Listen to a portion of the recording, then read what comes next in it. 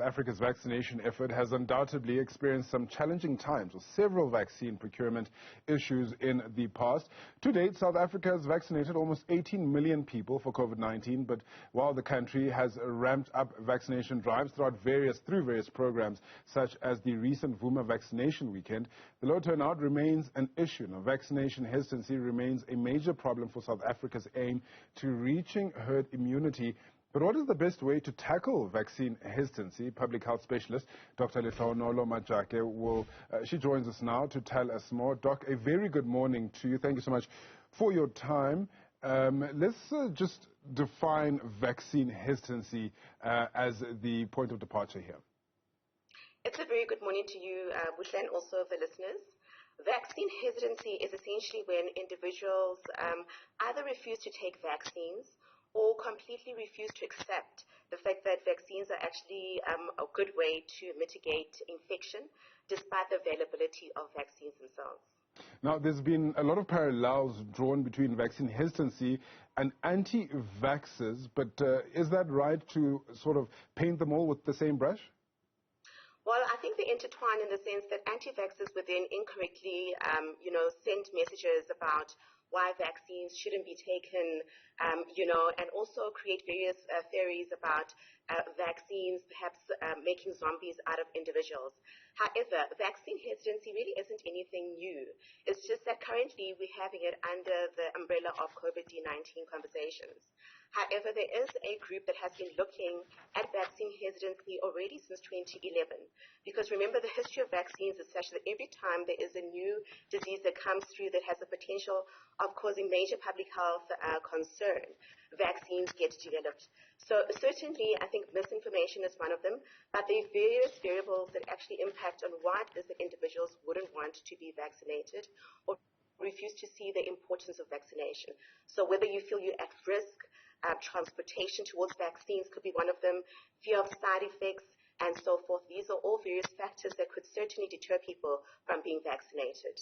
Now, of course, there are other illnesses as well that we still face in the country and worldwide, HIV, diabetes, TB, and all of those other chronic illnesses. Why is it important for us to still screen for those, still focus on those, and also look to bring them under control, at least within the affected individuals? So the reality is COVID-19 came into play when we already were grappling with various other illnesses. And as you correctly said, HIV is one of our greatest challenges in South Africa and Southern Africa generally. With 6 million people of our population having HIV, that's about 13%. When COVID-19 pandemic came into play, of course, had to have immediate responses to it. And some of those responses, unfortunately, entailed individuals not getting access to their HIV treatment on time and not getting their follow-ups in time. We also still continue to have challenges with diabetes, 12.8% of the population being affected by diabetes. Those are all things that actually cause a decline in the immune system and place you at risk of having other illnesses over and above COVID-19. There's also cancers that we still need to screen. So, if you're looking at this program and thinking to yourself, well, I've been so scared to go to a clinic. I've been so scared to go to a GP. The reality is you still need to have your pap smears. You need to have your breast cancer screening. Gentlemen need to get their prostate screening. Your body still continues to work, and your body still is at risk of other ailments other than COVID-19. So it's highly important that we start having the dialogue of other infections and other non-communicable and communicable diseases as well that your human body is still at risk to get.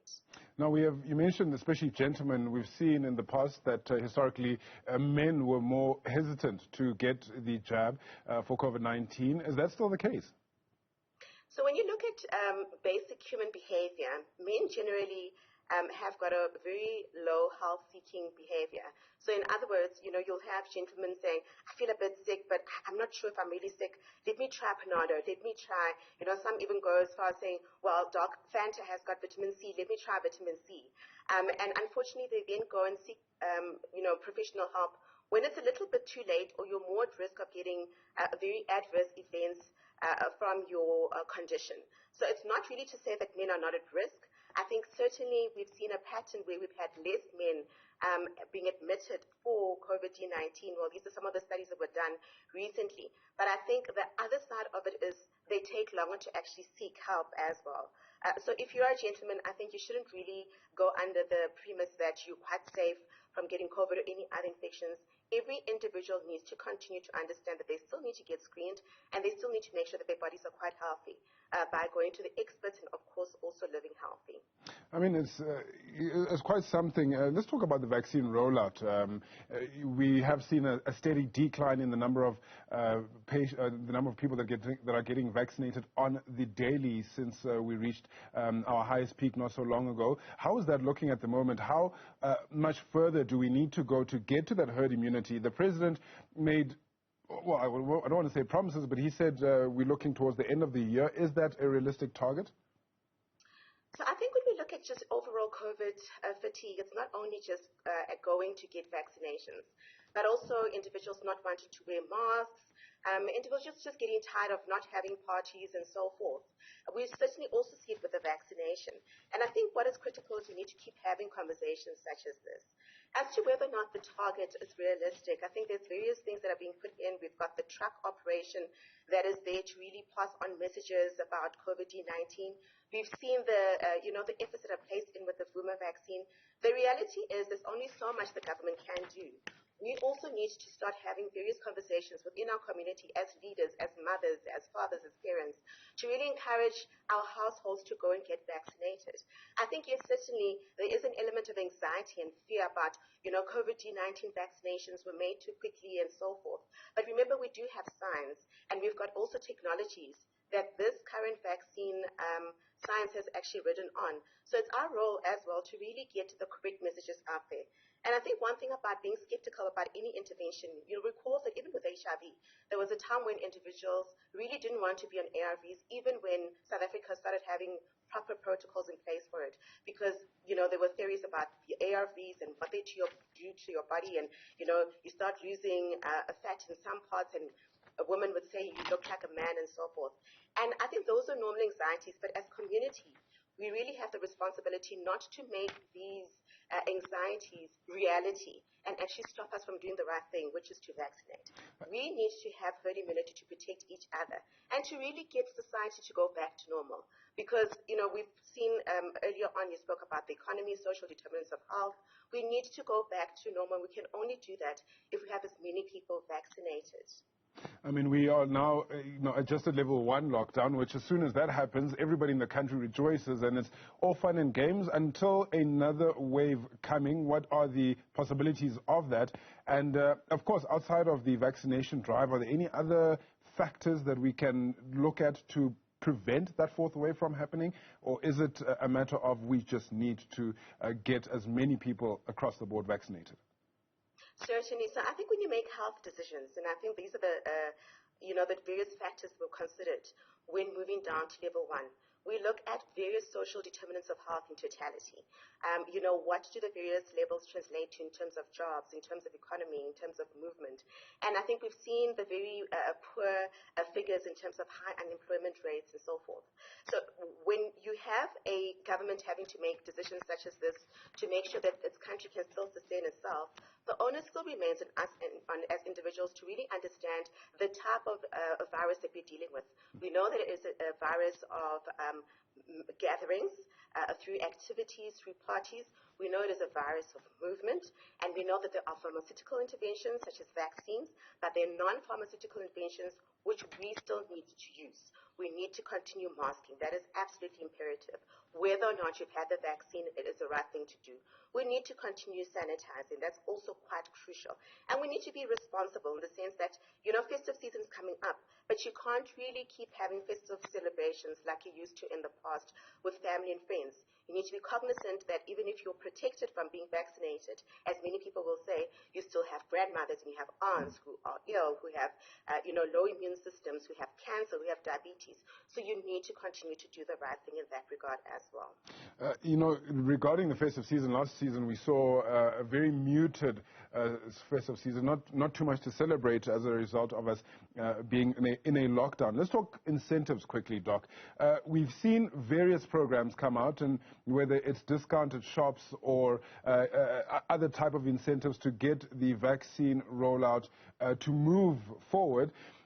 let's talk about incentives for those that have already been vaccinated outside of the discounts. Is there something else that we can maybe look at in South Africa, not to try to mirror the first world too much? Perhaps, vaccinated or vaccinated areas where certain people could, I don't know, walk without masks or whatever the case might be. But are there other interventions that we could perhaps look at that could be specifically suited for the kind of country that we have in South Africa and the kind of people that we have in South Africa? Absolutely. So when you look in other parts of the world, they've used mobility as an incentive. There's also been financial incentives and, of course, just increase of access to places. I think with us in terms of finance, the stats speak for themselves. And the fact that we really already have such a big fund that's going towards social security in the form of various grants, and now with the 350 grants, it would be highly unfair and unrealistic for us to expect financial incentives. But I think certainly the one other incentive is, opening up of the stadiums. Our South Africans, we love our soccer, we love our rugby and so forth. And I think the reality is everybody feels they've got the cockpit syndrome of feeling like we haven't gone out in so long, we're exhausted and we're tired, we want to live again. As human beings, we will always remain social, beings who want to interact. So I think of absolutely increasing access towards various areas would be one way of doing it. I'm not really sure, and I'm quite wary of saying incentives could be not wearing masks, particularly because we've got such low uptake for now of vaccinations. So we're still quite far from getting the 70% target or your 67 ideal target for herd immunity. So that wouldn't be one thing. But how wonderful would it be for us to really go back and listen to our great musicians singing and watch our sportsmen again? And I think this is an incentive that only we can do for ourselves if we do the right thing by engaging about vaccination and encouraging our households to really get vaccinated. Dr. Lehlohonolo Majake, thank you so much for your time this morning. She is the she's a public health medicine specialist joining us via video link.